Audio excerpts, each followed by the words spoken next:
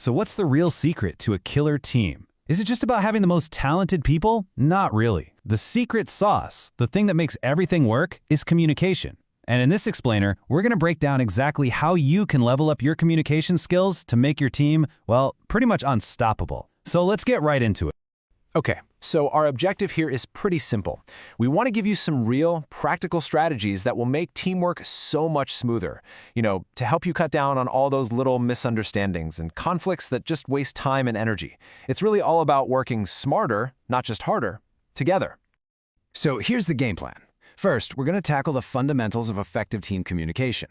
Then, we'll dive into something super important, the art of active listening. After that, we'll get into giving and receiving feedback the right way. We'll also touch on how to talk to different people, up and across the org chart. And to wrap it all up, we'll put everything into practice with a cool little simulation. All right, first up, effective team communication. Seriously, this is the bedrock. It's the foundation that everything else is built on. So let's break down what it really is and, why it matters so much. So, what is effective team communication, really? I kind of like to think of it as the glue that holds a team together. It's all about having clear and respectful conversations so that everyone's on the same page, working towards the same goals, and actually feels like they're being heard. When that glue is strong, the whole team is just stronger. Simple as that. And wow, this really shows you what's at stake. Good communication, that gets you organized work, mutual trust, and things getting done faster. Poor communication, well, that leads to misunderstandings, having to do work all over again, and team conflict. Just think about the last time a project got messy. I'd bet a communication breakdown was right at the center of it. The difference is huge. This example is perfect. You're in a meeting and everyone gives a quick update. If someone's running into a problem, they say it right then and there, so the team can jump in and help.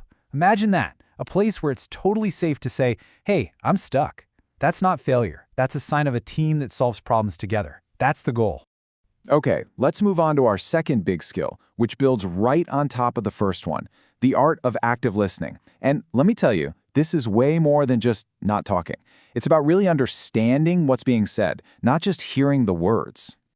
So what is active listening? It means you're totally focused on the speaker. You're trying to understand their message, and then you respond in a way that shows you got it. It's the difference between sound just going into your ears versus you actually processing and comprehending the information. So how can you get better at this? Well, it boils down to a few key things. First, show you're interested. Make eye contact, nod, use positive body language.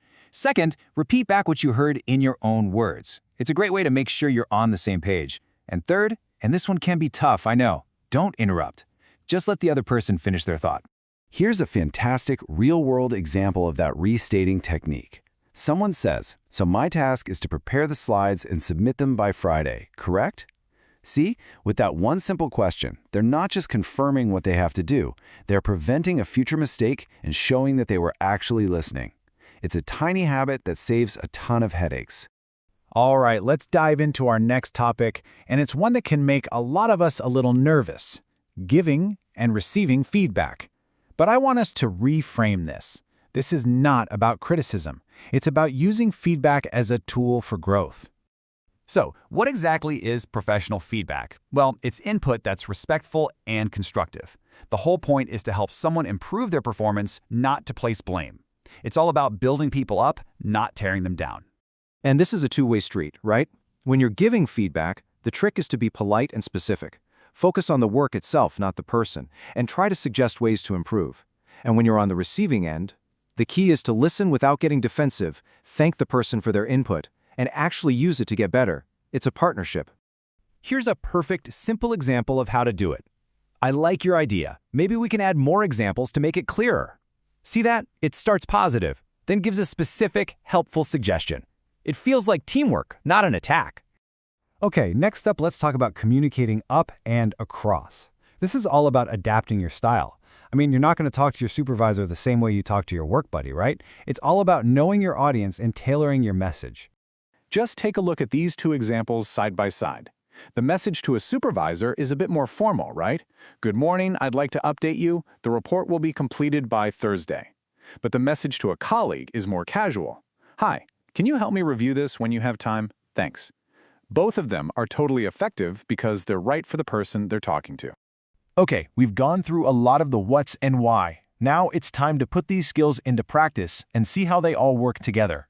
Let's jump into a quick simulation. So here's the scenario, and I'm sure this sounds familiar to a lot of you. We've got a team working on a project.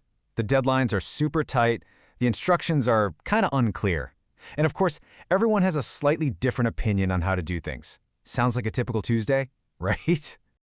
Okay, so let's imagine how this plays out using our new skills. First, someone on the team steps up and uses clear communication to say, hey, these instructions are confusing, let's clarify them together. Then, as people start throwing out ideas, everyone practices active listening to really hear each other out. Next, they use that great feedback technique we talked about to combine all the best ideas into one solid plan. And finally, they'll draft a clear, professional update for their supervisor. See how it all connects? Okay, so we've walked through that scenario, but the most important part actually happens now.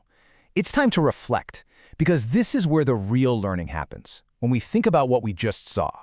So first question for you to think about. What communication strategies really worked well in that scenario?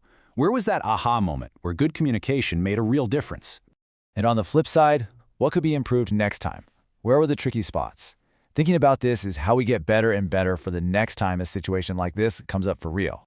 So, let's boil it all down to the key takeaways. Number 1, clear communication stops confusion before it starts. 2, active listening is how you build trust. 3, good professional feedback is what drives real improvement. And 4, always, always adapt your style to who you're talking to. Get these 4 things right and you're golden. And with that, we're at the end. But really, the work is just beginning for you. So I'll leave you with one final question to think about. Which one of these skills are you going to focus on improving this week? Just pick one. Try it out. I think you'll be amazed at the difference it makes. Thanks so much for watching.